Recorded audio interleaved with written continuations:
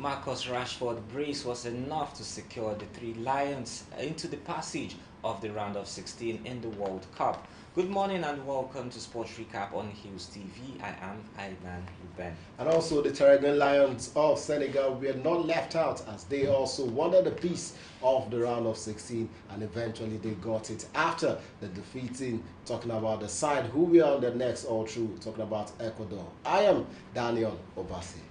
Of course, before we talk about the World Cup, we know the World Cup is already going on and it's going to be ending December 18. But let's quickly begin from the local scene where Nigeria's Vice President Yemi Osibajo will declare the 21st National Sports Festival open at the Stephen Keshi Stadium in Asaba, the Delta State capital, on Wednesday today. Yes, before the opening ceremony, the Games Tag Delta 2022 will produce its first medal in the cycling event, while other events begin on Thursday according to the program of the local organizing committee. And of course, we're about to see a show of talents in Nigeria again in Delta. What are we to expect? We should be expecting an amazing line of talent. We saw that worked out well for us in the last edition of the festival, where we saw blistering athletes who actually came out to represent us, both on the Commonwealth Games, not forgetting the World Championship, where we saw 2022 was a fantastic year when it comes to the track and field, and even a lot of athletics part for Nigeria. So I think this, just like what the sports minister said, this is our own Olympics. Let's go there, pick up this young athletes and make sure that they are up there making us proud at every point in time. All right then, aside from cycling, hockey will also be introduced into the competition for the very first time to produce talents that will present Nigeria on the foreign scene, talking about the Olympics 2024. Away from that story now to cricket, where the Nigeria's cricket team, the Yellow Greens, are expected to arrive in Kigali, the capital of Rwanda, for the 2024 ICC Men's T20 Africa Sub-Region B World Cup qualifier on Tuesday. The team arrived in Rwanda via Zimbabwe, where they embarked on a week-long training tour with 4 warm-up games against the Midwest Rhinos Cricket Club in Kwekwe. Nigeria won the series 3-1, and the national coach Cliff Ogbimi of the players. Do you see Nigeria doing well in cricket?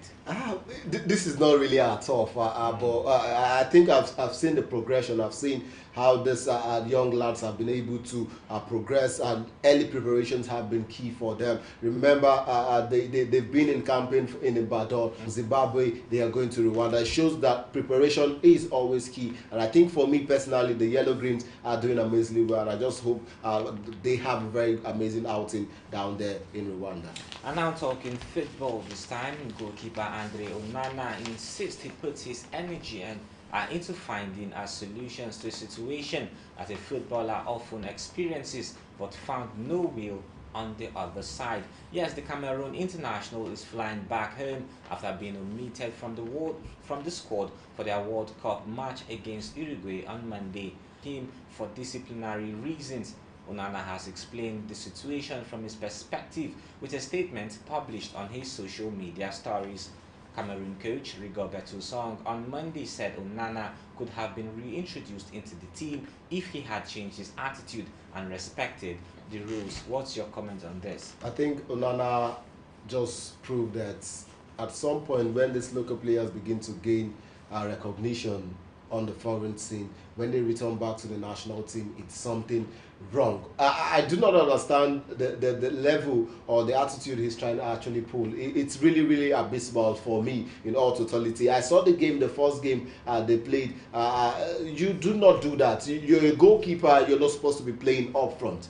Now, you have your defenders who you could lay the passes to. But you came all in the first game, making sure that you were up front, What are you doing there? So that was where I saw that, and I knew this was going to be a problem with the coach. And then we saw what happened. The coach did feature him in the second game against Serbia, and then the rest is history. But for me, I think when players display this level of attitude, it shows that at some point they do not want to go far. I see players like we've seen players who are big get criticized, and then they come back to doing what the coach.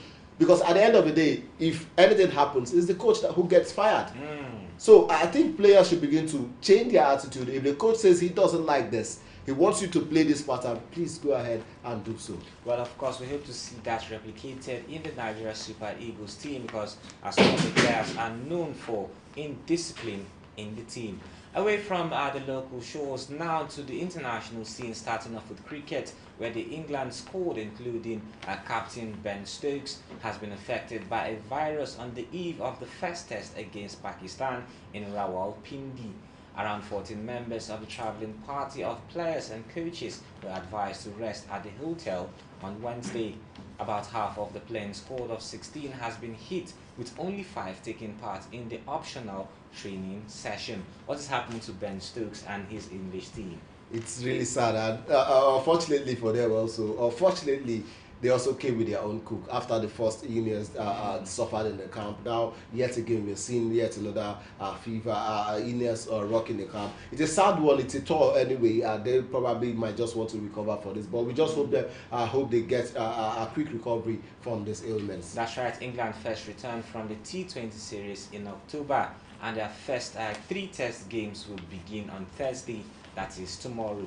And now moving to the next story where there's something going off with the female referee. We know Kisanga doing so well. She became the first female referee participating in the World Cup. From Africa. Yes, it feels amazing. It feels amazing. And then on Thursday, we will be seeing yet another feat in the women's in the World Cup, where we will see the Frappat becoming the first female referee to officiate a men's game in the FIFA World Cup. It's going to be amazing because we saw that happen between Portugal and Ghana in the first game on Tuesday, where we saw Frappat was a part of the fourth official. And then she also had to go after the game, asked for a picture with Cristiano Ronaldo, and of course Cristiano Ronaldo gave her that picture. But I think we are seeing a shift from only men officials. Women are beginning to break the barriers, and it's a beautiful thing to watch. Well, of course, congratulations to the French woman and also the African woman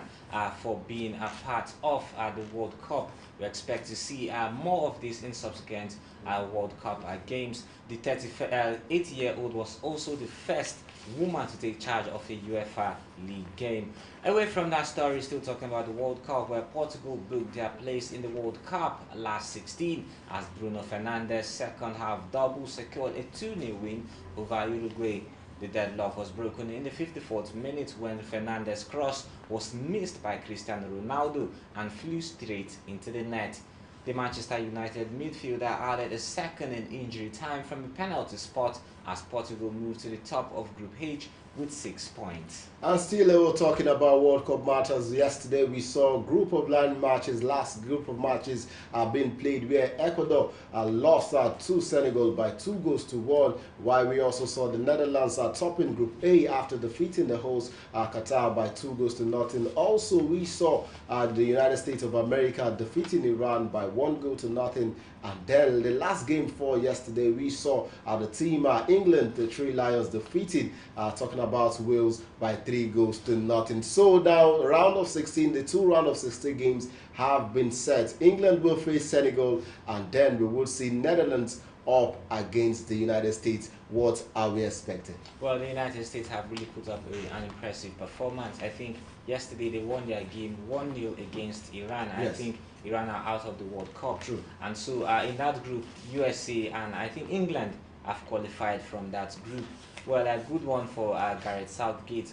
Before this World Cup, his team was rocked with a lot of challenges, but there is a good one they have been able to scale through to the next round of 16.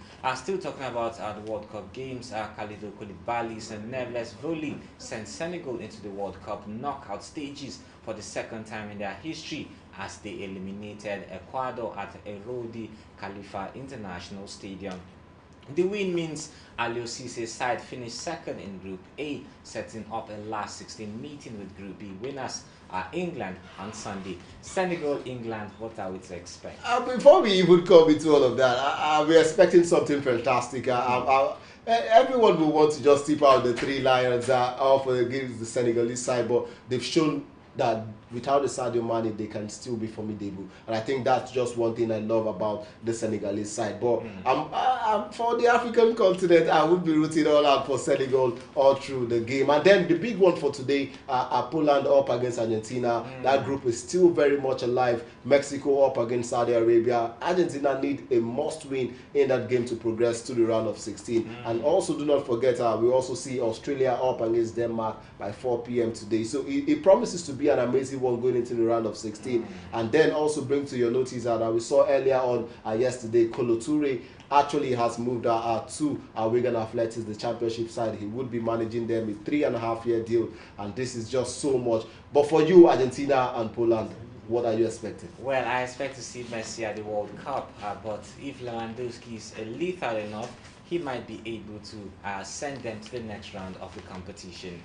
Alright then, that's the much you can take on today's edition of Sports Recap on Hughes TV. Trust you had a wonderful time. Join us on our subsequent bulletins and we'll be bringing you more in the world of sport. For now, I am Ayman Lupe. And do not forget the NWFL season kickstarts today. Bayelsa Queens trying to retain their title up against Rivers Angels later on today. Do not also forget to follow us on all our social media handles on Facebook and Instagram and also on YouTube. It is just at Hills TV. Until we come your way some other time, I am Daniel Obasi. Thank you for watching.